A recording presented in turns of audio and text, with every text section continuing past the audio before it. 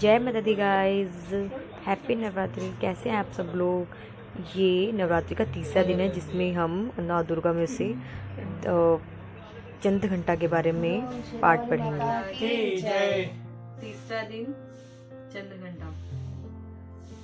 पिंडज प्रवरुणा चंडको पस्त्रो क्ववृता प्रसाद में तनुते महामा चंद्र घंटे विश्रुता।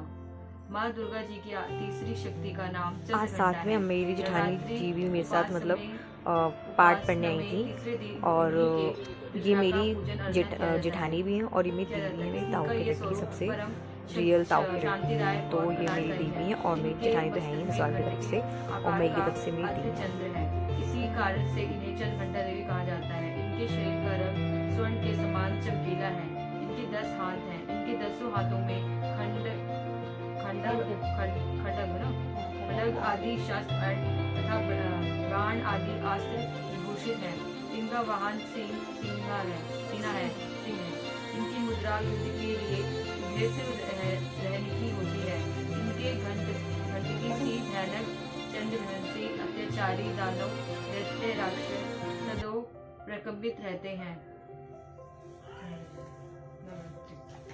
नवरात्र की दुर्गा उपासना में तीसरे दिन पूजा का अत्यधिक महत्व है। इस दिन साधक का मन मणिपूर्ण चक्र में प्रवेश होता है। माँ चंद्रघंटा की कृपा से उसे अलौकिक वस्तुओं के दर्शन होते हैं, दिव्य सुगंधियों का अनुभव होता है तथा विविध प्रकार की दिव्य ध्वनियाँ सुनाई देती हैं। ये क्षण साधक के लिए अत्यंत सावधान रहने के होते हैं।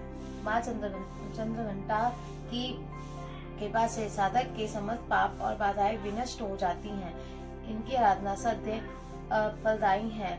इनकी मुद्रा सदैव युद्ध के लिए अभिमुख रहने की होती है, अतः भक्तों के कष्ट का निवारण ये अत्यंत शीघ्र कर देती है। इनका वाहन सिंह है, अतः इनका उपासक सिंह की तरह पराक्रमी और निर्भय हो जाता है।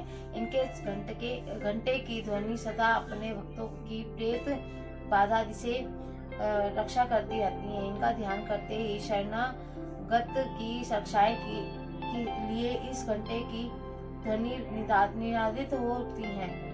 दुष्टों का दमन और विनाश करने में सदैव तत्पर रहने के बाद भी इनका स्वरूप दर्शक और आराधक के लिए अत्यंत सौम्यता एवं शांति से परिपूर्ण रहता है। इनकी आराधना से प्राप्त होने वाला एक बहुत बड़ा सद्गुण यह भी है कि साधक में वीरता निर्भयता के साधक की सौम्यता एवं विनम्रता की भी विकास होता है। उसके मुख नेत्र तथा संपूर्ण काया में कांति गुण की वृद्धि होती है।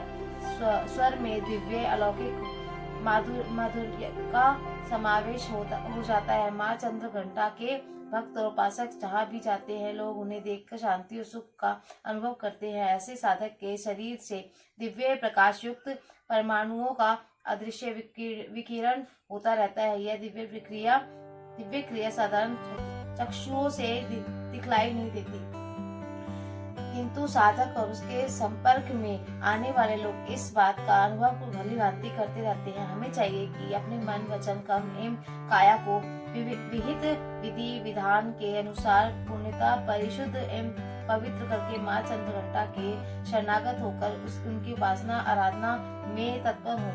उनकी उपासना से हम समस्त सांसारिक कष्टों से विमुक्त होकर सहज की परम पद के अधिकारी बन सकते हैं। हमें निरंतर उनके पवित्र विग्रहों को ध्यान में रखते हुए साधना की और अग्रसर होने का प्रयत्न करना चाहिए।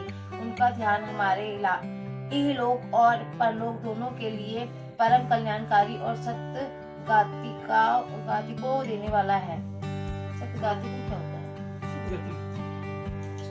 चंद्रघंटा की जय।